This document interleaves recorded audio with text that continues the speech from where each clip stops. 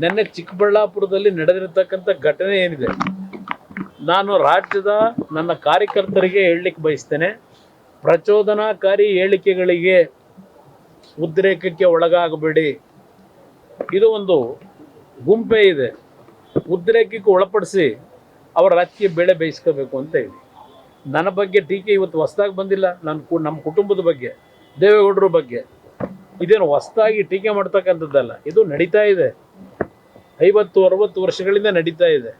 ಅದರಿಂದ ನನ್ನ ಕಾರ್ಯಕರ್ತರಿಗೆ ನಮ್ಮ ನಾಡಿನ ಸಂಸ್ಕೃತಿ ಒಂದೊಂದು ಬಾರಿ ಈ ಥರ ಪ್ರಚೋದನಕಾರಿ ಘಟನೆಗಳಿಂದ ನೀವೇನು ಉದ್ರೇಕಕ್ಕೆ ಒಳಗಾಗ್ತೀರಿ, ಅದು ನಮ್ಮ ಸಂಸ್ಕೃತಿ ಅಲ್ಲ.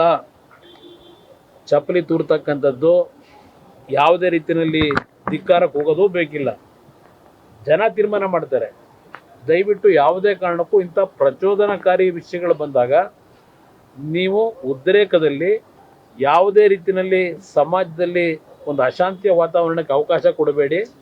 ಅದು ಏನೋ ನಿನ್ನೆ ನಡೆದಂಥ ಘಟನೆ ಏನಿದೆ, ನನ್ನ ಕಾರ್ಯಕರ್ತರಿಗೆ ಮತ್ತೊಮ್ಮೆ ಮನವಿ ಮಾಡೋದು ನಮ್ಮ ಮಾಧ್ಯಮದ ಮುಖಾಂತರ, ಇಂಥ ಒಂದು ಸಂದರ್ಭಗಳಲ್ಲಿ ನೀವು ಸ್ವಲ್ಪ ಮಾನಸಿಕವಾಗಿ ಒಂದು ಒಳ್ಳೆಯ ರೀತಿಯಲ್ಲಿ, ಶಾಂತ ರೀತಿಯಲ್ಲಿ, ಸಮಚಿತ್ತ ಭಾವದಿಂದ ಇವತ್ತು ತಾವು ಇಂಥ ವಿಷಯಗಳ ಸಂದರ್ಭದಲ್ಲಿ ನಿಮ್ಮ ನಡವಳಿಕೆ ಇರಬೇಕು ಅಂತಕ್ಕಂಥದ್ದನ್ನು ನನ್ನ ಎಲ್ಲ ಕಾರ್ಯಕರ್ತರಿಗೆ ಮನವಿ ಮಾಡ್ತೀನಿ.